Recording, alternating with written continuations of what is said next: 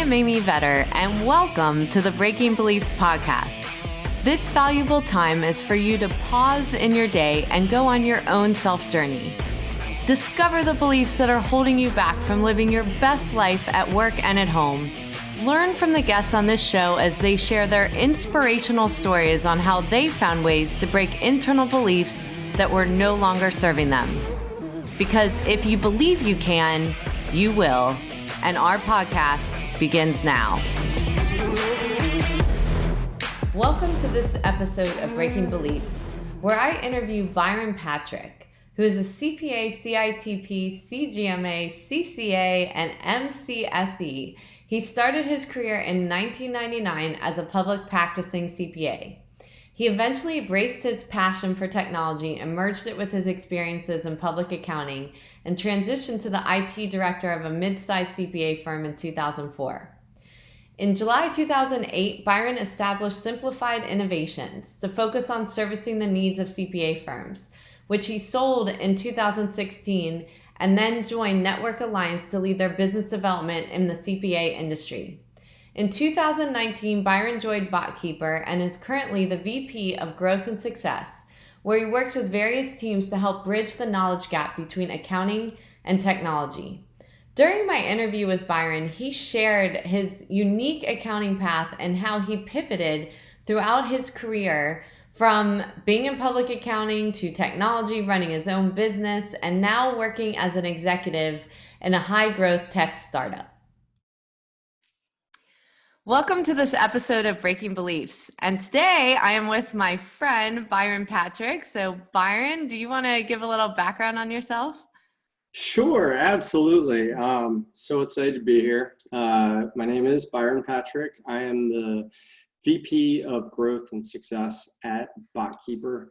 I am a CPA, been in the industry for a number of years. Of course, you say friend because you and I go way back in this industry, prior to some roller coasters through the industry for sure. So that's right.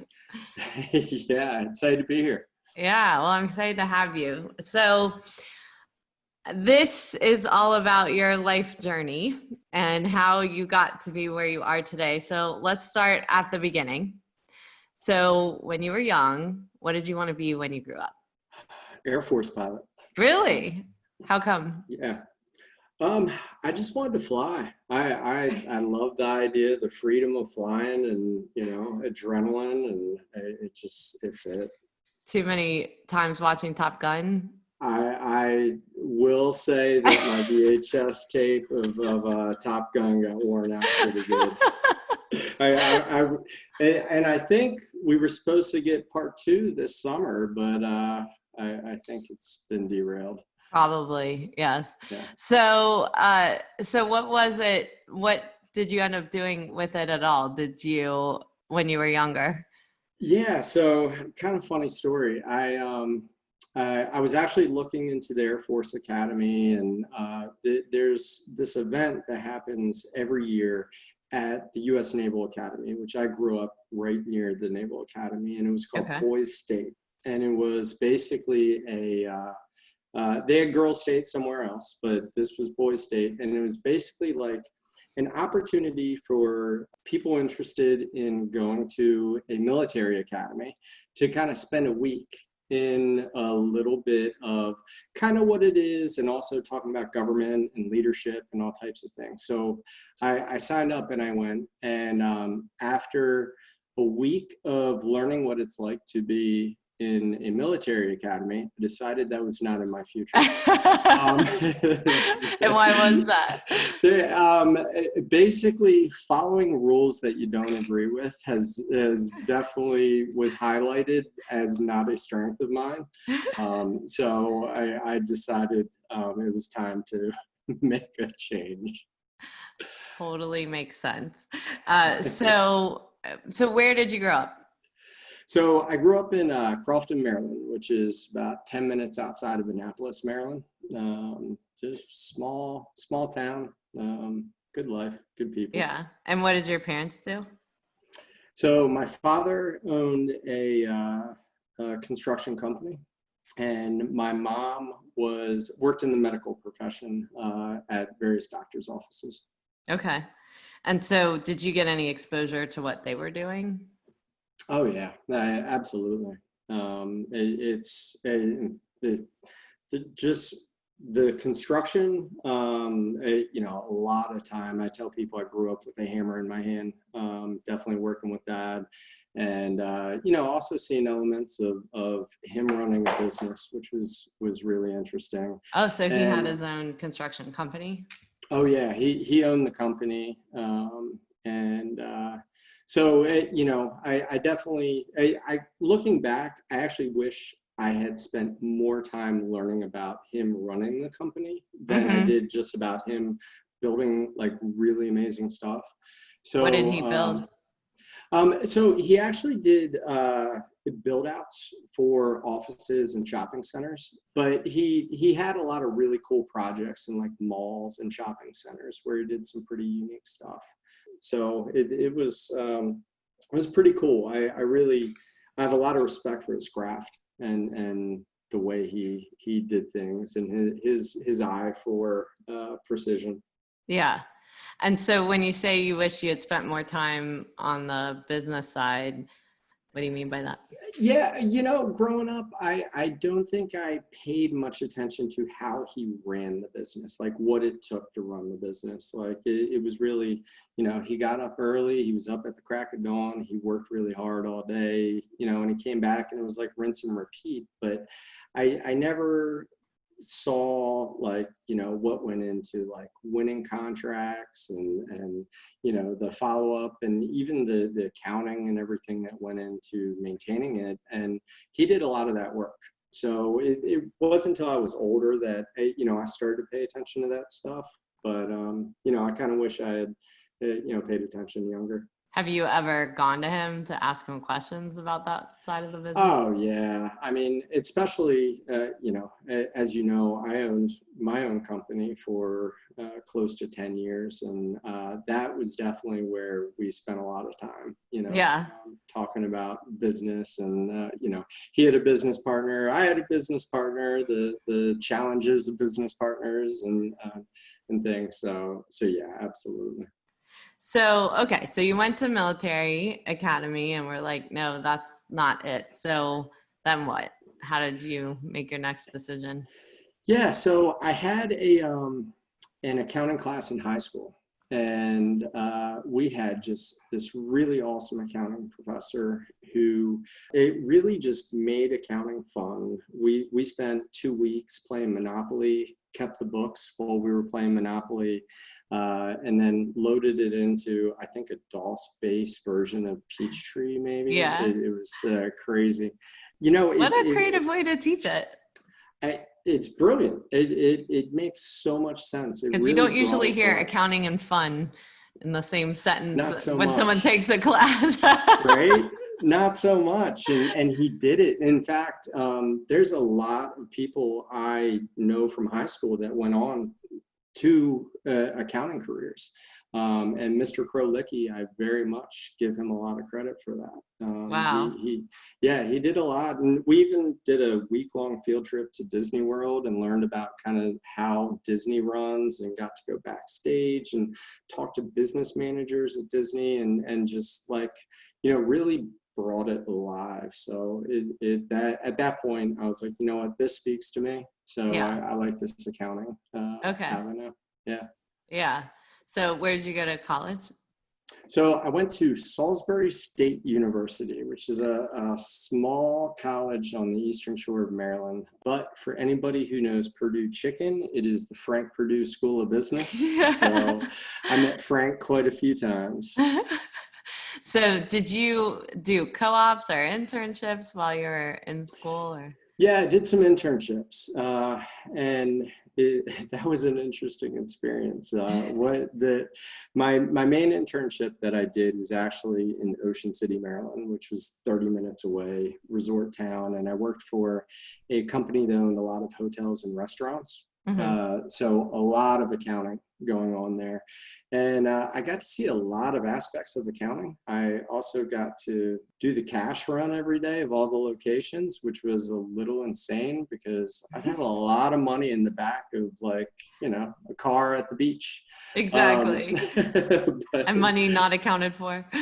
It's looking back, it terrifies me. And at the time, I didn't even think about it. But yeah, so that was really pretty insightful.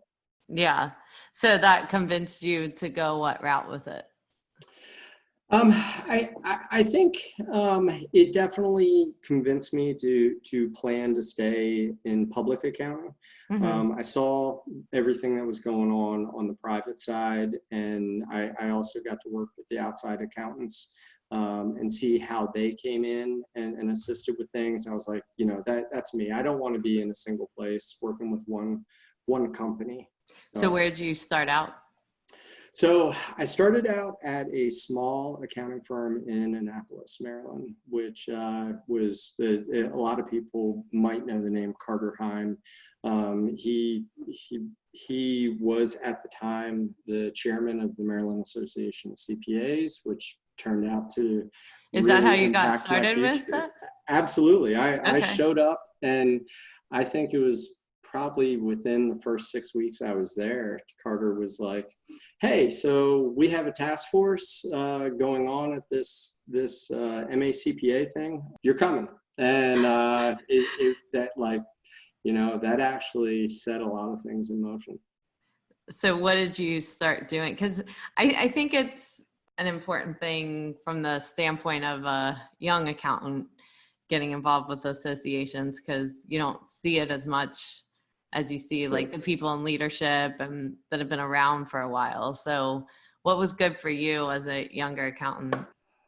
So this was really cool. The timing of when this all happened, Carter being chair he's always been very forward thinking, and he was looking at the structure of the CPA society, and he thought, you know what, we need to evolve the society. And they created two task forces. One was the under 35 task force, and the other was the over 35 task force, and basically gave both task forces a set of instructions. And they said, basically design your organization, like no rules, no limits on what exists. Design it and follow this process, which was known as the Grove strategic planning process. So we got trained in the strategic planning process, and then we went to work. And it was really awesome because the under 35 task force, which I was a part of, really did an amazing job of kind of creating what turned into the strategic plan for the next 5 years for the Maryland Association of CPAs. Yeah. And what were some of the ideas that you guys came up with? You'll love this one. Create an interactive website. This was, I graduated 1999. So 2000 was when it was going on. And the website was a brochure. Right. So it was like create an interactive website. Also reduce the number of committees to use task forces instead. I think at the time, we had probably close to 40 standing committees, which were, basically the same 15 people that showed up for coffee and donuts. Right. So it was like create task forces that have short-term commitments, specific objectives.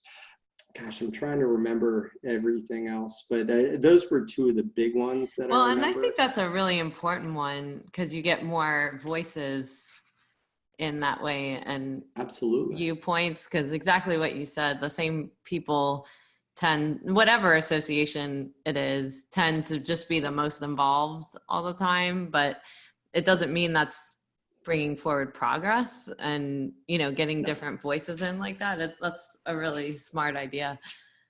Yeah, yeah, it was cool. So we did a lot of stuff, and you know what that showed for me as a young, I was a CPA candidate at the time. In fact, I was the last class in Maryland that qualified at 120 credit hours. Uh, Um, I had the same thing in Ohio, and then I moved to Florida and they wouldn't grandfather it in, and I had to go back oh to my God, college. I was I like, would have ah, died. I would have yeah. died. Um, but what it showed for me is that I could have influence on things like this, Hmm. even being young and you know, not as experienced. I could have a voice, and you know, I was in the room with these powerful, influential leaders in our industry. I got to meet a bunch of folks from the AICPA at the time. You know, it was like all of a sudden that there was like this organization that was actually accessible, Hmm. and I could be in the room with these same people. So it definitely, at that point, I was kind of hooked. Like, you know, no matter what I do with my career, like the Maryland and potentially the National Association is going to be involved. Yeah.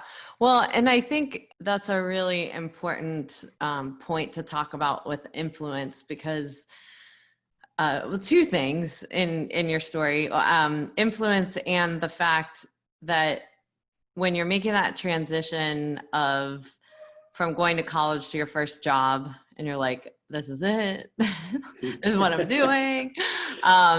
You know, there's a moment where you're, you know, I speak to a lot of college students and I hear it a lot where it's like, this isn't what I thought it was going to be. And, Right. you know, where you kind of feel the world looks very small at that point. Yeah. And this is, you know, one way you can broaden your exposure to how many things that are available to you Yep. in your expertise of knowing accounting, but doesn't mean that that has to be, there's only one path. And the second being when you start out as well, I think influence is looked at by title instead of Right. what the skill of influence is. Yeah. And sounds like you got taught the skill of influence, you know, without needing to be a partner in a firm or, you know, Yeah. have some major title to bring change. Yeah, that's really interesting. I hadn't looked at it that way, but yeah, absolutely. And you know, to your first point, the kind of great irony of my decision to really follow accounting, a lot of it came down to like I was like, let's choose this accounting degree because there's a clear trajectory. Like Mm-hmm. I'm going to be an accountant. Like Right. there's no like you get a degree and like what's next, What's that? Yeah. right? And you know the crazy irony being you know my career, like I Yeah. did anything but follow that path. And I think you know the accounting degree people misinterpret what it prepares you for. Well, right. You start out in the safety of it and then you decide to pivot. So would love to hear about your pivot. So how did you go from doing public accounting to Oh my technology and the gosh. stuff that you did later? Yeah, so a lot of it also goes back to my time with Carter in Annapolis, because again, being a very forward thinker, tech savvy type of firm, we actually installed a Citrix environment in 2000, 2001, right around there. For again, it was a pretty small office. We had done a merger with another small firm. So, hey, you know, I, being the young guy in the office who knew how to right click, I kind of got nominated as like, hey, pay attention to what the engineers are doing here. You get to install QuickBooks after they leave, so make sure you know what you're doing.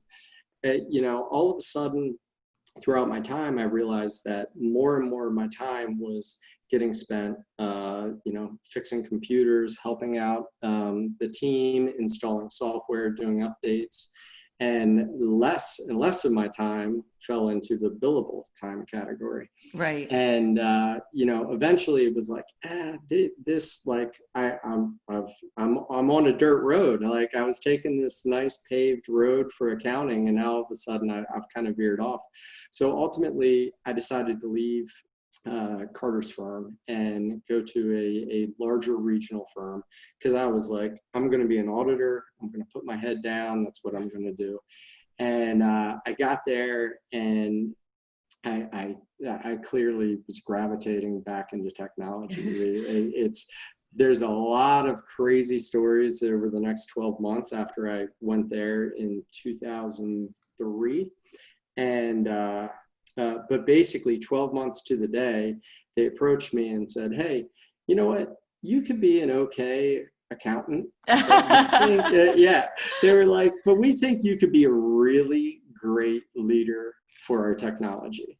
And like, at first I was pretty flustered by it. But then I thought about it. I was like, you know what? This is kind of the best of both worlds. I get to live in the industry, which I've very much embraced this early in my career, but I get to follow this thing that keeps calling my name with technology. And you know what? So at that point, I made the jump, and I went through Microsoft training and everything like that. And next thing you know, I'm running the IT department for a $15 million firm. Which was pretty awesome. So that was my transition. Well, and what I find interesting, and I don't know if you've thought about it, but with your dad being in construction and you building things, you kind of did that on the technology side. You know what? There's a lot of parallels there. And it's funny because it goes back to, like, I even think about as a kid, I would get my toys for, birthday or holidays or whatever. I'd play with them for a week, and then I'd take them apart, and to figure out how they worked. So it was definitely prepping me for that For future. Later. Yeah. So why did you decide to go out on your own and start your own business? Yeah, so we did some amazing things at that firm. I mean, there were 5 offices all around the country. We centralized the entire network, really made the firm very efficient. And again, built on a Citrix environment and doing it right. Like, I've heard so many bad stories about Citrix, and we did it like right. And my engineer at the time, he and I were looking at what we did, and we were like, you know what, we've accomplished really great things for one firm. Why don't we do this for a lot of firms? Mm-hmm. Really enable firms with technology. So, we spent probably, a year kind of brainstorming and trying to plan it out and figure it out. And then we had an opportunity, got an introduction to a local firm that seemed like they might fit. So started talking to them, and eventually it was like things aligned. And actually, it's interesting because I will never forget, I was actually at CPA, let's see, it wasn't Engage at the time. It was the Tech Plus. Yeah, I think exactly. June 2008. And we got approved for our line of credit that was going to enable us to buy the servers we needed for this first client. And so June 2008 was when, it jumped out, left the paycheck, got a big fat loan from the bank. And then, a month later, the economy flushed down the toilet. And yes. We survived. It was awesome. Yeah. Well, you still service that firm, didn't you, when you left? Yeah. So we offered to. Okay. That firm actually decided that they were going to keep it in-house. So, yeah. And we then could spend a lot of time talking about that. But how did you start marketing to accounting firms or get known that you were doing this? Was that through your networking with MACPA or? Oh, yeah, no question. I mean, my involvement with MACPA at that point really became critical. That's when, really started creating some content, speaking at conferences, and very much locally in Maryland, but also kind of getting a little bit more involved with AICPA as well. Yeah. And you started going on the path of becoming chair of the MACPA, right? I did, yeah. Yeah. In fact, 2013 was the year I became chair. So, and of course, as you kind of go through the executive positions, and so it was right around 2 years, I think, after I started my company, when it was like the opportunity opened up to do that. So that was kind of really cool, coming full circle after, starting my career with who was the active chair of the MACPA to then, Becoming chair. it. Yeah. That's very cool. And young. Yeah, I got beat by like 3 months of being the youngest chair for the state. Tammy Bensky beat me. Yeah. So you grew your practice, recently have made a transition in the last couple of years to move out of it. What was that like, to make that decision? It was tough. It was really tough. I was very proud of what we had built, and the impact we were having for firms all over the country. And but we kind of had hit a point where my business partner and I, it was clear that we kind of had different visions for where things were going to go. We had an opportunity to be acquired. I was ready to go through that acquisition and have impact at a larger scale. He was not ready for that.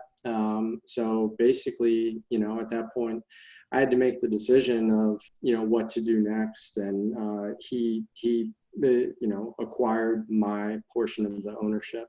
And then I, kind of began to transition out. So that was 2016, I guess. So it was a little over 8 years that we were together, and it was a really tough decision. Yeah. It weighed on me. Looking back, I don't think it was the wrong decision by any means, but I certainly wish it had not come to that. Well, and I know, when I sold my business, it was like a little bit of depression for a couple of weeks after, because it's like your right arm or a child or something that you've developed and built, and you're kind of handing it to let someone else take care of it. And I kind of gave myself a couple weeks, and I'm like, okay, go run, go get yourself, and it's like not a bad thing to have done it. It was something I'd wanted to move on and make the pivot into corporate world like you have, but it's a really hard thing because it's your identity. It's more than a job. 100%.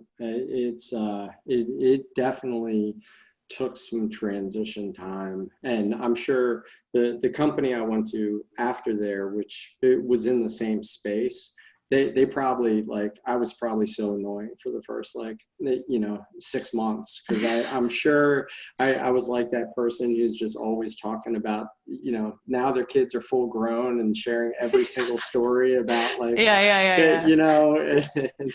I had to shed that, but like you said, it was like, my left arm, like that, just I knew it so well. And so yeah, that was a very difficult transition. Yeah, it's one of those things that doesn't always show on the surface, because that's something that happens behind the scenes, but I think it's a surprising thing for many people. It's like, it's something you want, but then while it's happening, it feels weird.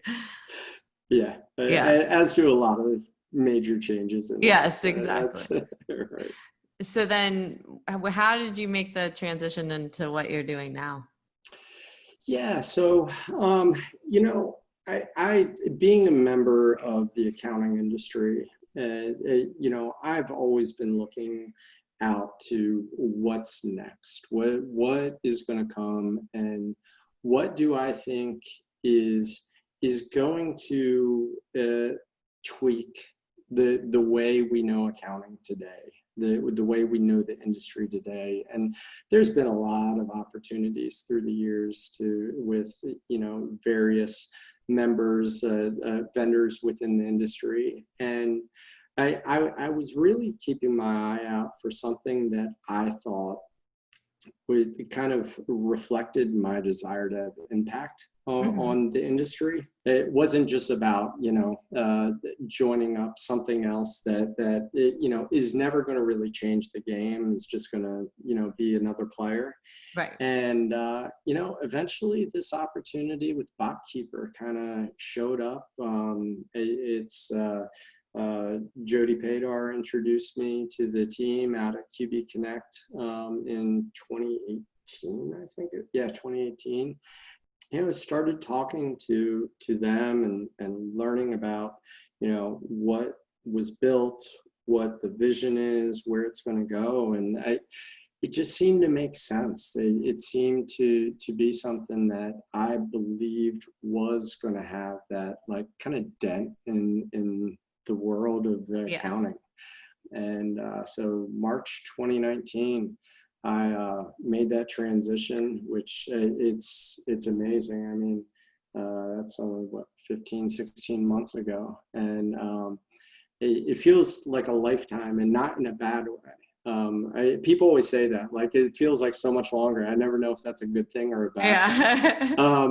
But it's for us, it's been, the last year has just been incredible. I obviously I was part of a startup in starting my own company, but it was a bootstrap startup. Right. It was kind of a slow, like, you get one.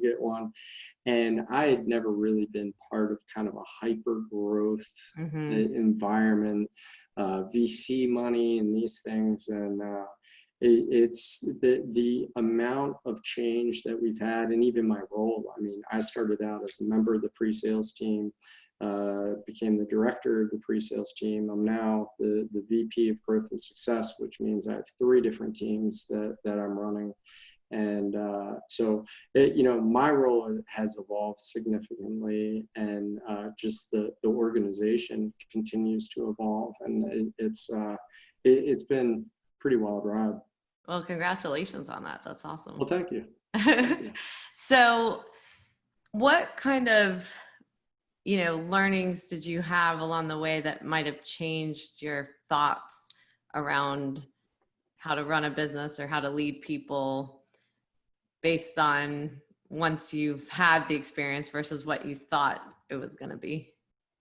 Oh, wow. Gosh, I'm sure there's a lot. And I think one of the aspects of that question is it never ends. One of the things that most recently I've recognized now, working with Botkeeper and our president, Chris Mall, has just been an incredible influence on me, because he's been involved with a lot of amazing companies, going back to working with Benioff at Salesforce in the early days there. And I think about what I've learned from him in the last 15 months.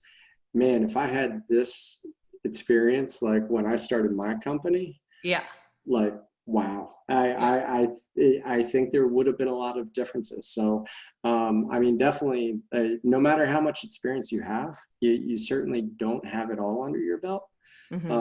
That's for sure.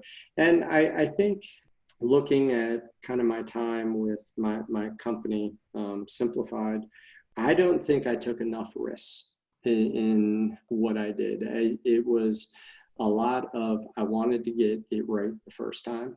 And every time. And, people's tolerance for some desire to be perfect all the time is actually, people are much more tolerant if you set expectations properly and have conversations as you're setting those expectations. So it's really been very much an evolution in my maturity even today as a member of these groups and learning about what happened. So I don't know if I answered your question, but I definitely got pulled away. No, I mean, I think those are both important points of, first of all, just, we never know it all.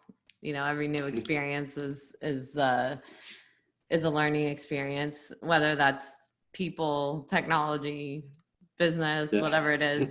But I think that's a really important one about not taking enough risks, that like having to be perfect, that, actually people will give you more room if you admit where you do have opportunities where you need to learn more. Absolutely. It's so true. It's so true. So yeah, it's fun. Well, cool. So I like to ask a couple closing rapid fire questions. So you first pick a category, and that is family and friends, money, spiritual, or health.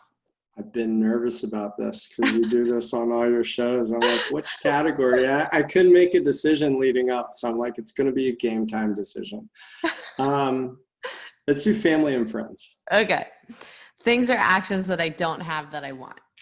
I don't get together with all of my friends enough, especially right now, but even removed from right now. Yeah. It's just, how do you make the time?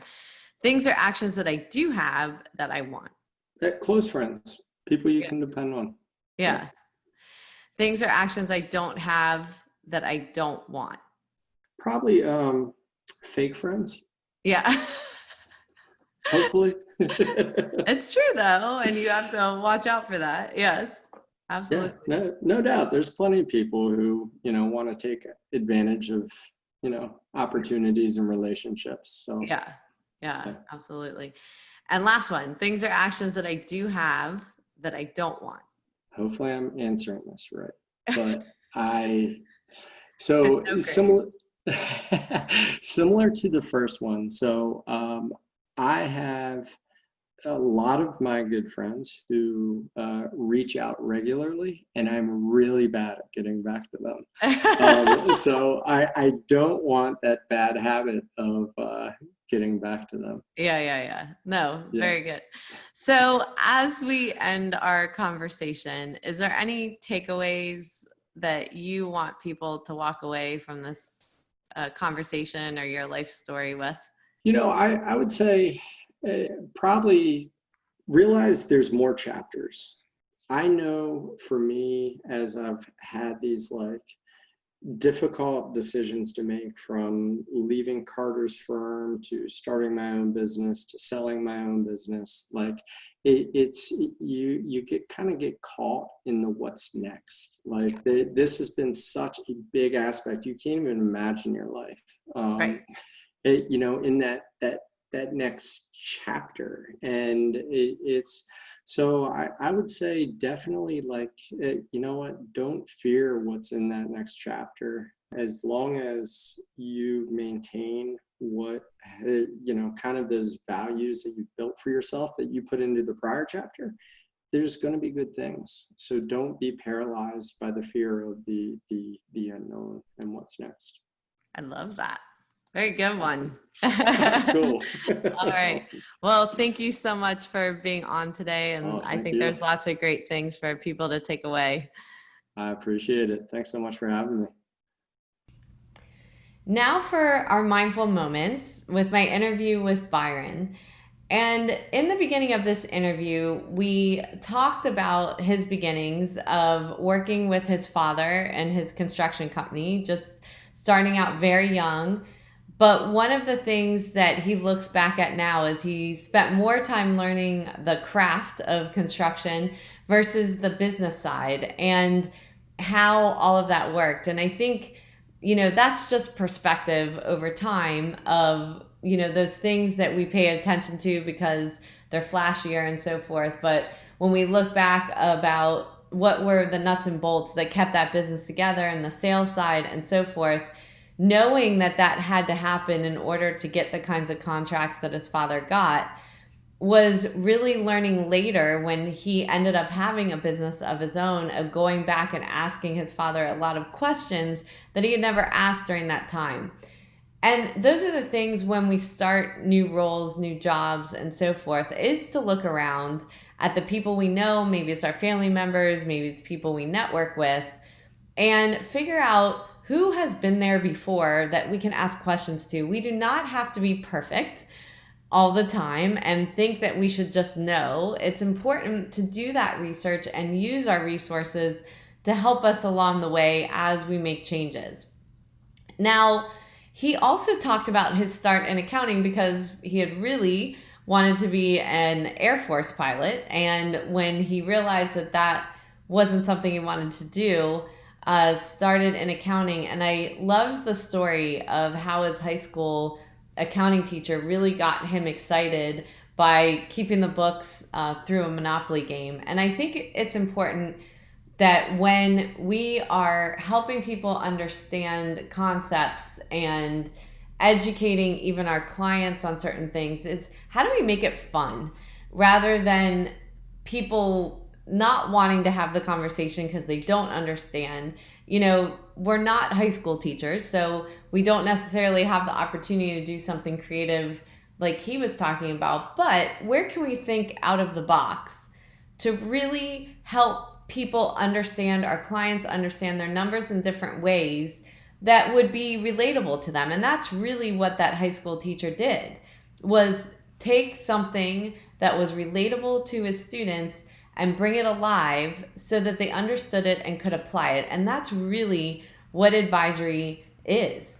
Now, the other big pivot in his life was working for a CPA firm when he started out in Annapolis.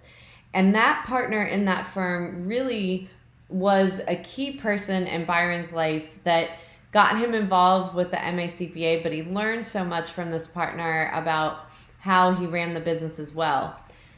The big learning was when the MACPA had these task forces of professionals under 35 and over 35 of how to design your organization for the future. And I think this was a really important exercise and learning for anyone listening when you're going through innovation, that you don't try to control what that answer is going to be, that you allow people to fly on their own and really come up with all of their ideas and figure out what could be the best next thing that they would relate to. And so when you're talking to a generation or people that you didn't grow up that way, it's important to allow them to communicate what they're looking for, not trying to fit it into the box that you already have. And I think that was a key thing in their strategic planning that actually moved the Maryland Society really far, because they were willing to take in ideas that were not the way that they'd always done things. The other big lesson there was that a lot of times when I talk to younger professionals, they think they don't have a voice. And really, you do. You have a voice, but it's a skill of how you influence when you don't have a title, when you're not a partner, when you're not a CFO, when you're not a vice president. How do you create influence? And part of creating influence is building relationships and also making sure that people feel that they were a part of the process. You do not have to have a title in order to do that. That's really a skill of influence, so that everyone feels like they came to an outcome together and you were helping them to get there. Now, another critical time for him was when he moved into another accounting firm, and they actually came to him and said, "We think your strongest suit is technology." And even though that wasn't what he intended, they pivoted him. And a lot of times I see in organizations that you've got great talent, but maybe they're just in the wrong spots. And it's easier sometimes to, move someone out versus finding what is the best place for them to go. Where are they going to benefit the organization the best? And maybe you don't have that role open or an opportunity for them, but I think it's really important that you relook at each person and also talk to them about their strengths as well to see where you can transition people so that they can become their next best self. That part of when we make these pivots and changes in our career is being open to the opportunity. That we don't have to be perfect, that we don't have to know how to do everything, that we just have to be open to the learning. And one of the things he talked about as he opened his own business and so forth was just that whole learning process and knowing that you had to have the right resources, the right connections, but also the right learning in order to be successful. Now, he ended up selling that firm and moving on to becoming this vice president at Botkeeper, which was his next best thing. And it's another great pivot in this profession that there's so many ways that you can be involved that it doesn't necessarily have to be linear. It doesn't necessarily mean that just because you see that other people go a certain route, that that's your route. There is no judgment on anyone's career path, but it's the experiences that we take along the way and really being open and curious to the things that excite us the most so that we keep growing in those areas, because other opportunities open up as we move into those areas that we have to have given ourselves that opening to even be there. So if we close ourselves off to opportunities because we think we're not ready or we don't know something or we've never done it before, then we are going to take a linear path and maybe not be as happy. And I think what Byron has demonstrated is that there's never a time that you're an expert, that you're constantly learning and building on the experience that you have, and that it's important to continue to take risks in your career so that you grow from it, but you also are making sure that you set the right expectations along the way so that if you are taking risks with a client, with staff people, everyone is educated on the risks that you're taking. You can put guardrails around those risks of where would be the stop gaps of when you've gone too far, but making sure that you're always open to that next chapter and not fearing the unknown. Thank you for taking the time out of your day to listen to the Breaking Beliefs podcast. I hope you will take a moment to pause before entering back into your day to reflect on this podcast and note 1 to 2 actions you are inspired to do from today's conversation that you could incorporate into your life. To read the full blog and listen back to this episode or any other, you can find them at www.amyvetter.com/Breaking Beliefs podcast and related videos on my YouTube channel. For daily inspiration, follow me on Instagram, Twitter, Facebook, and LinkedIn at Amy Vetter CPA. I hope that you will choose to like this and subscribe to this podcast on iTunes, Spotify, and more so that you can join us for more inspiration on our next episode.